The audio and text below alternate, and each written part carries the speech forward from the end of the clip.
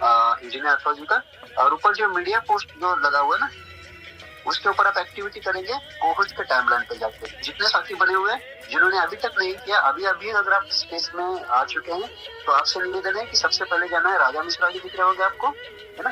राजा मिश्रा जी अपने hand raise नीचे कर दिया ना, नीचे नहीं करना था, कम से कम 10 मिनट पहले दीजिए ताकि लोग है ना एक दो ट्वीट आने तक कोहोस्ट के टाइमलाइन पे जाइएगा राजा मिश्रा जी के, उनके यहाँ पे एक पिन ट्वीट लगा होगा, उसके ऊपर आपको एंगेजमेंट करना है।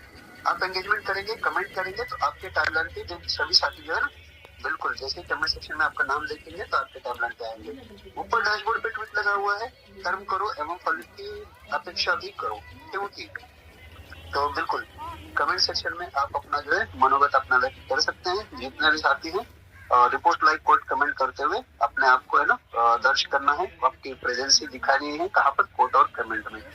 तो सभी का बहुत बहुत धन्यवाद। और हम नेक्स्ट लाइनअप देख लेते हैं किसका है हमारे पास, होस्ट जी का है।